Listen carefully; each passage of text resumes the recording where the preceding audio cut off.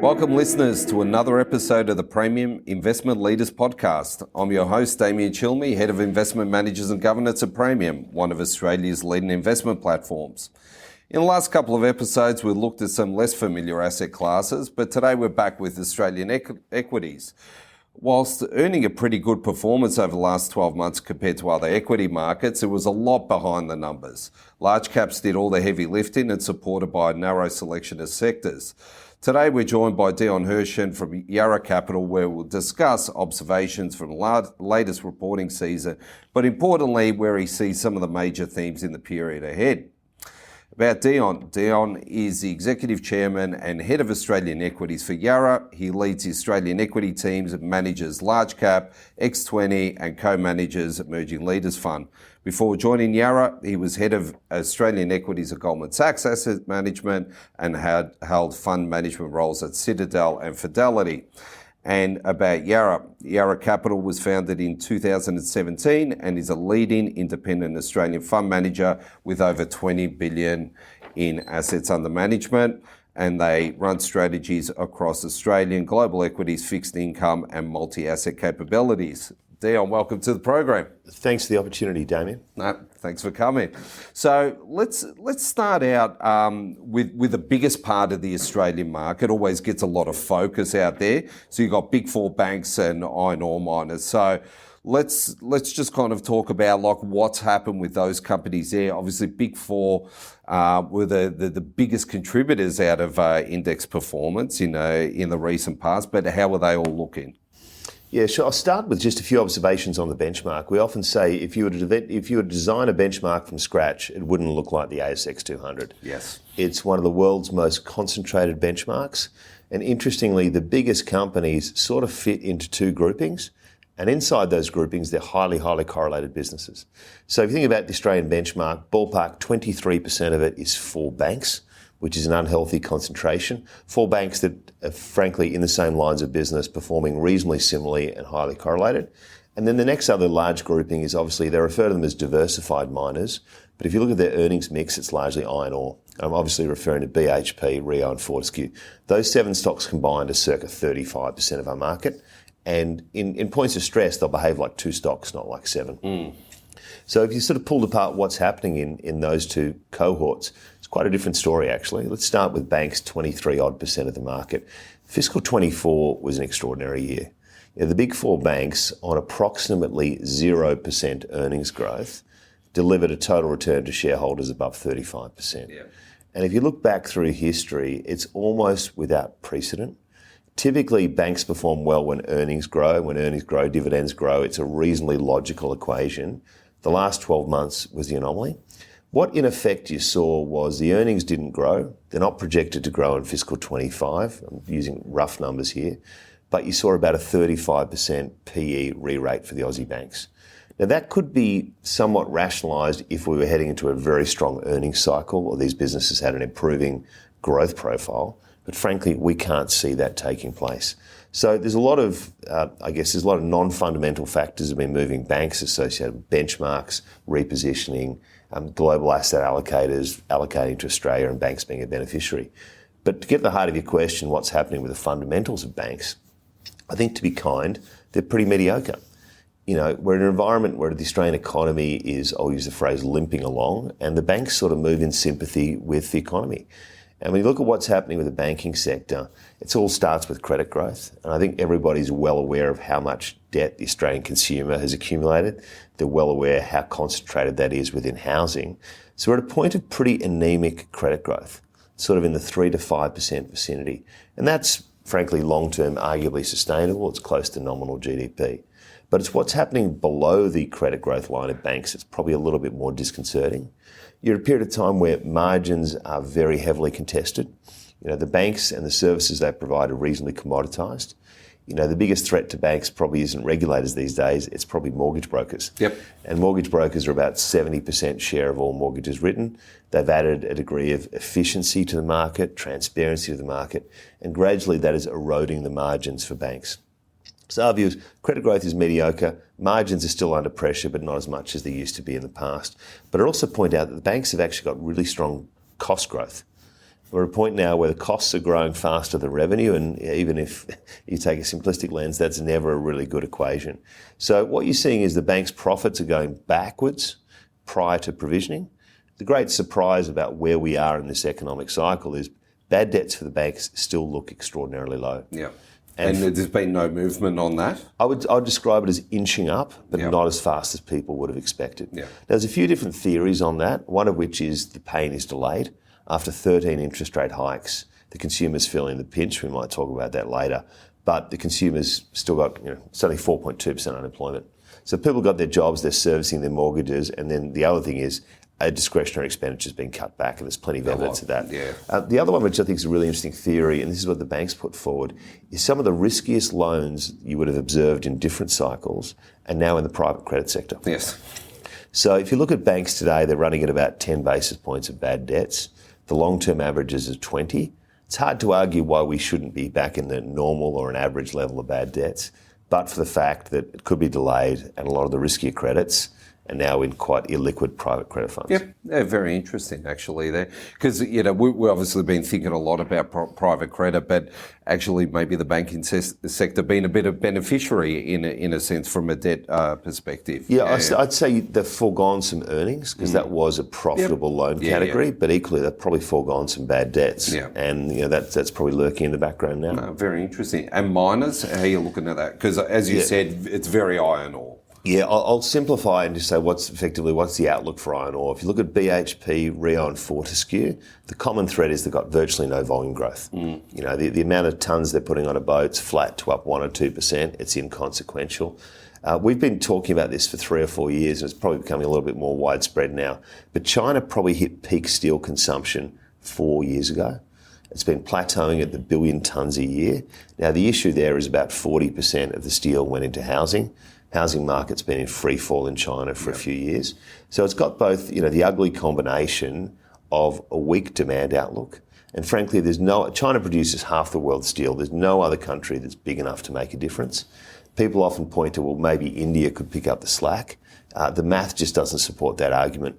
Steel industry in China is 7 times that of India, and India is largely self-sufficient for iron ore. So they're using a lot of scrap, are they? No, they've got native iron ore deposits, Okay. quite low quality, but they're still being produced. Sure. So to the extent that India's steel production takes off, it's not going to be a great boon for the Aussie exporters of iron ore. So the reality is you've got that sort of ugly combination where demand is soft, inventory is high, and there's actually a wall of iron ore supply coming on. Now, this is lower cost supply from places like Africa that have been decades in the making that'll probably be enough to tip the iron ore market into oversupply. And if you look around the world, most of the world's major commodities are actually in oversupply at the moment. You see that in nickel, you see it in aluminium, you certainly see it in lithium. Iron ore is probably next. Now, the unfortunate reality is iron ore probably speaks to 10 to 15% of ASX 200 earnings. Yeah. And we're probably, the iron ore price is 90. A lot of people think it has corrected. I think if it's a genuine correction, it's going to be a hell of a lot lower than 90. Yeah. So from our perspective, that makes 3 major miners a difficult place to invest. I would call out, BHP's probably got more copper and base metals than some of the others. So that's probably our preferred exposure in the space. Having said that, we think there are better places to allocate capital. So they're not quite the Magnificent Seven, are they? We often refer to them as the inverse of that. They're not a disaster, but they're reasonably mature businesses, and we affectionately refer to them as the Mundane Seven. Yeah. And so outside of that Mundane Seven, you're seeing like better opportunities out there, because clearly you're painting a picture for those top 7. What do you see outside of that? Yeah, so those top 7 speak to 25% of the ASX 200. We think the more interesting opportunities are in that remaining 75%. Yeah. What we often point out to people is the larger the company, the more beholden it typically is to the macro. Yeah. So Aussie banks are beholden to our macro, iron ore miners beholden to China's macro, and the outlook for both of those categories we think is pretty difficult. Once you look outside the ASX 7, or more importantly the ASX 20, it's pretty fertile territory. Yep. And you've probably got another 280 companies with some form of liquidity you can actually pick from. They're not all good, but what we often point to is in the ASX 20, we can't find one company that's got more than 10% organic revenue growth per year. Yep. 20 companies, there's not a tech company amongst them, there's no one growing above 10%. Once you look outside the 20 companies, you've actually got 57 companies that are growing revenue more than 10% per year. So you've actually got smaller businesses by definition, but you've got superior choice, you've got exposure to different sectors like tech, like better parts of healthcare, and you've actually got much stronger growth. So for us, that's fertile territory. Yeah, and they're not super small companies either. Like outside of 20, you're talking about $5 billion kind of. Oh, no, market absolutely. cap. Some of them are actually a lot bigger than that. I mean, you could be a $15 billion Yeah. company and be outside the 20. So the good news is they're still large, they're still, typically speaking, well-run, well-governed, and they're liquid. Yeah, no, very interesting.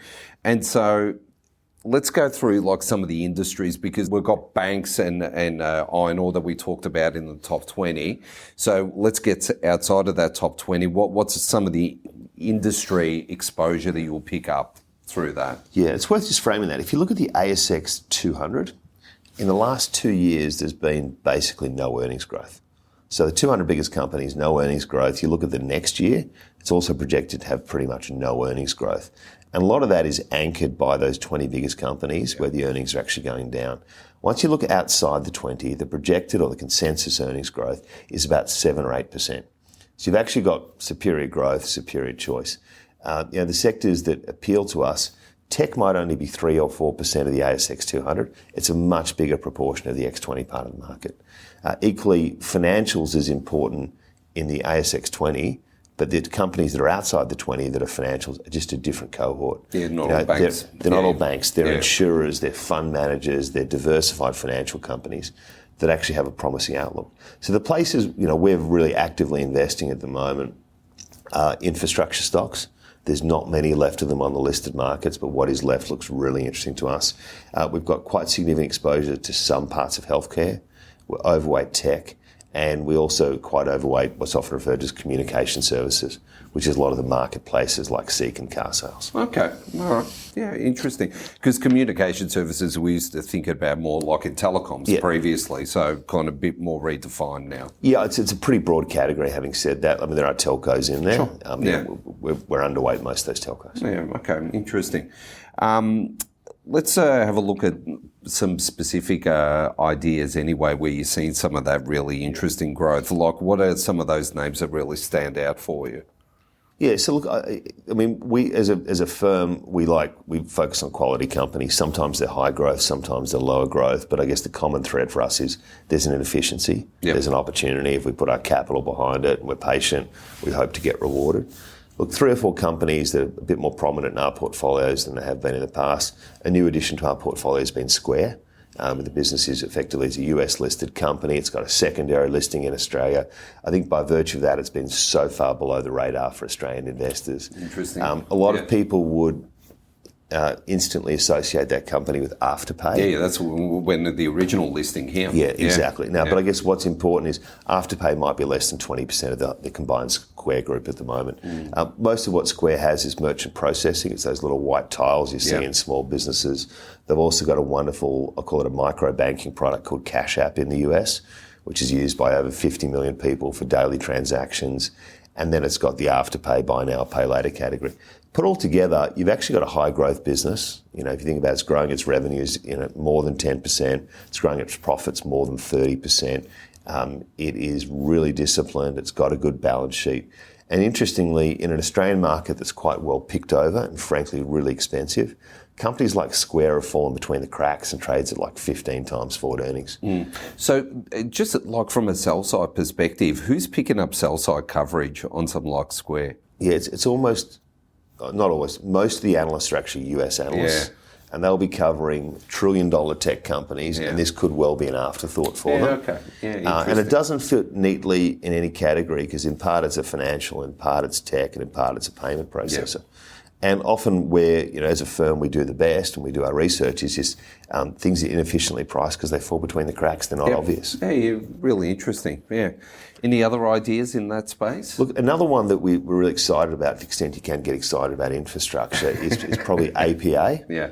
Now, APA, we're in a very odd market where infrastructure assets are heavily sought after in private markets. Yeah. When companies are put up for sale, they trade at extraordinary multiples in contested bidding processes.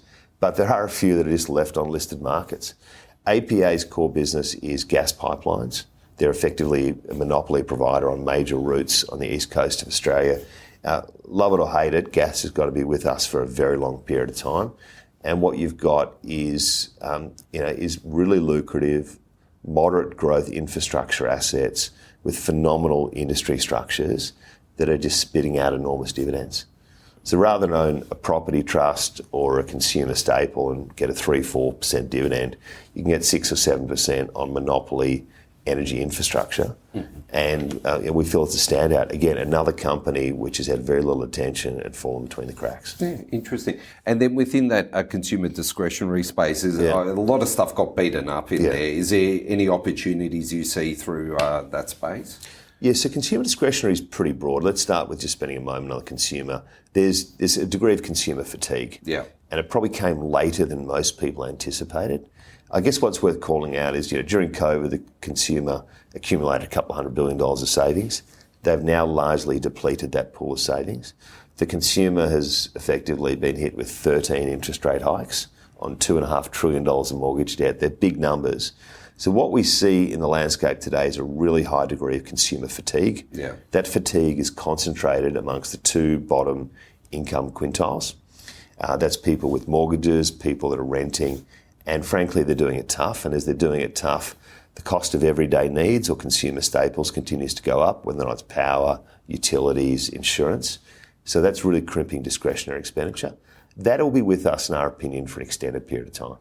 There's strength amongst high-end consumers, but frankly, there's very few ways to play that on the ASX-listed market. Yep. So traditionally, a lot of guys would look at like big brand names offshores, like a Louis Vuitton or something like that. Yeah, absolutely. Yeah. So if you think about listed luxury companies in Australia, frankly, there aren't any. Yeah. So what you're looking at is, the JB Hi-Fis, the Harvey Normans, the Myers, the Adairs, which are all in reasonably discretionary categories. We'd be underweight that category today. We did have a number of holdings that probably performed well above our expectations, and it was just an opportune time to take profits and come back. Yeah. Okay. Very interesting. And what about margins with a lot of these Australian companies? I know we can talk about, obviously, in the discretionary side, but in a broader sense, how are companies managing their margin profiles? So I'm generalising, but margins are absolutely under pressure. Yeah. If you look at a reporting season that finished a few months ago, what you'd observe is, on average, companies hit sales forecasts, but they missed margin forecasts by a very significant amount. We're at a really interesting period of time where we've often described it as almost the end of pricing power for this cycle. What we found is a lot of companies pushed price really hard. It's now got to a point where there's a degree of consumer fatigue. So their ability to keep repricing for the same product and service is absolutely compromised. But at the same time, the only certainty in Australia is costs keep going up. Yeah. And again, if you're talking about the major inputs for a listed company, it's labour, it's utilities, it's rent, it's insurance. And, the phrase we often use is jaws. And jaws is the gap between your revenue growth and your cost growth. The majority of companies in Australia have now got what we refer to as negative jaws. And when we looked at it quite recently, of the 11 sectors in the ASX 200, 9 of them had margins go down last year. Wow. And there's some miraculous hope that margins will recover into fiscal 25. And I certainly have my doubts. Yeah.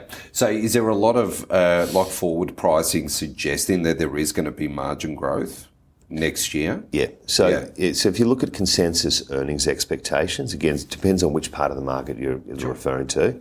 After 2 years of significant earnings decline, is almost like a V-shaped recovery in margins. Yeah. And I'd put that down to sort of blind optimism and hope, not reality. There'll always be companies that can, but the overall market, we don't expect that to be the case. Very interesting. Turning to healthcare, this has been a really interesting space. GLP-1s, a lot of discussion on this over the last 12 months. Whilst not having any, say, direct beneficiaries in a sense from an Australian perspective. There was a couple of companies that really got beaten up by GLP-1s. Maybe we should just do a quick recap on GLP-1s, what they are, and then I suppose the impact in Australia.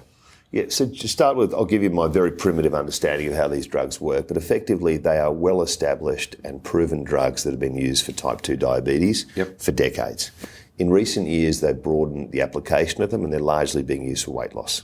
And a lot of people viewed these as a miracle drug that was going to end, again, global obesity, which I think was too bold a statement, and then they'd have broad-based and universal appeal. And a lot of people then immediately jump to the conclusion, well, if you've cured global obesity, surely you won't need gyms, surely you won't need absurd things like, no one will need a hip replacement, no one will need a sleep apnea device. So what markets tend to do really, really well is overreact. And they overreacted to these GLP-1 drugs. And worth keeping in mind on these GLP-1 drugs, there's a lot of numbers going around, but if you're not a diabetic, they are a luxury good. Yeah. In the US, they cost There's a waiting list now as well, too. Huge waiting list. In the US, it's over $10,000 a year to go onto these drugs. And what's really interesting is for people that go on the drugs, on average, and I'm simplifying things, after 12 months, they've lost 15 to 20% of their body weight. But after 12 months, 60% of people stop using that drugs. Yeah. And that could either be because of the side effect or the cost. What has also been proven is when they go off those drugs, almost all or sometimes more than the weight they lost, they regain. So snap back. They're back to square one. Yeah. But obviously probably significantly poorer for the experience. So I don't think they're a wonder drug for people with diabetes, they're a wonder drug for a person who's morbidly obese. But we do question whether or not they've actually got mass appeal. What's interesting about that is sleep apnea is a well-established disease. Circa 15 to 20% of the world's population have got it. Very few people who've got it are actually doing something about it. If you've got to do something about it, ResMed's the number one brand for sleep apnea devices. It's one of the largest positions in our portfolio. In some respects, there was guilt by association 12 months ago. When everyone thought GLP-1s were taking over the world, ResMed, it didn't quite halve in share price, but it got pretty close. Yeah. And with the benefit of sort of 12 months of rational thinking, what's becoming increasingly obvious is GLP-1s aren't for everyone, either cost, side effects or access as you described. What also became really clear was the people that were using GLP-1s, it wasn't necessarily curing them of sleep apnea, but what it was doing was increasing their awareness they might actually have sleep apnea. It's often referred to as the funnel. And what they've been able to prove is more people are becoming aware of sleep apnea, more people are getting devices for sleep apnea, and then even if you are on GLP-1s, you're still using a sleep apnea device, mostly, and you're still reordering masks. So in some respects, it was a huge inefficiency. ResMed halved and then has almost doubled from that, but I think the outlook is promising, and we also think what's going to become obvious over time is they will coexist well with GLP-1 drugs. Yeah, that's really interesting around that there, about the awareness bit. So has ResMed put anything out about HIT's awareness, their growth profile as a result of all of this? Yeah, well, it's one of those old sayings, they put up the scoreboard, and the scoreboard is in the last 12 months they've had really strong growth in devices, really strong growth in masks, in countries where GLP-1s have taken off really, really quickly. Wow. So the reality is I think it's like 7 or 8 million people in the US on GLP-1s now, and they've had really strong growth in ResMed. ResMed's put out a ton of medical research, which they have either conscripted or published. That's often dismissed as self-interest, but what you can say, though, is a number of independent studies have now brought the conclusion that these two things will coexist. Yeah, no, that's really interesting. And then obviously the opportunity because of that share price decline and overdone like that there. So it's very interesting and great for research and active management. We touched on something just quickly around infrastructure, but just kind of broaden it out, like that impact of private markets and what it means to public markets. So first thing that you kind of touched on, Australia used to have a lot of infrastructure stocks and, maybe the composition of the market's even changed as a result of those kind of coming on. So there's a point on that there. But what are you seeing about the impact of private markets impacting your space in public markets? It's having a profound effect, and it's having it in both directions. What you're seeing is the depth of capital in private markets, and the fact that it's easier to stay private for longer is obviously holding back the quantity of IPOs. We've gone from doing 20 to 30 IPOs above 50 million a year in Australia to 1 or 2 in recent years. Now that's in part because the quality of the companies trying to go public, but largely it's because there's so much private capital. So it's affecting issuance, no doubt about that. What it also is doing is it's causing a lot of companies to go private. And think about it, there's a significant tax associated with being an ASX-listed company. The level of overhead, the listing fees, the bureaucracy, the way the boards have to function, the cost of insurance. in some respects, it's easier to be private than it is public. The other thing is private companies can typically have far more aggressive capital structures. So if you look at Air Trunk, which was recently privatised, the capital structure on that business probably had debt ratios twice the level of NextDC. And that is very common for infrastructure-style companies or even property companies held in the private market. So what is that doing? That's making public companies, frankly, targets. And in the infrastructure space you described before, sort of one by one they've been picked off. Yeah. And it's probably, there's still a lot more to go in that space, you would have thought. Well, I think there's very few infrastructure companies left to go. But there are another. I think what we're also learning is the definition of infrastructure keeps stretching. Yes. It used to be an airport or a bridge. Yep. Now it's a data centre. Now people are saying it's pathology assets, you name it. Yeah. But that speaks to just how much latent capital there is in private markets. No, that's true. Okay, Dion, that was fantastic. We whipped around a number of industries there, got some good outlooks for that. Obviously, in the X20 space, there's a lot of good opportunities there, keeping you guys busy, and long may it continue. And thanks for coming on the show. Thanks for the opportunity, Damien. Thanks. Praemium Limited is the issuer of the Investment Leaders and Advice Leaders podcasts. These podcasts are for promotional purposes only and aren't tailored to individual financial situations and do not contain financial advice. Views expressed by presenters may not align with Praemium's. For more information about Praemium, including our disclosure documents, please visit our website. We recommend that individuals seek professional financial advice before taking action.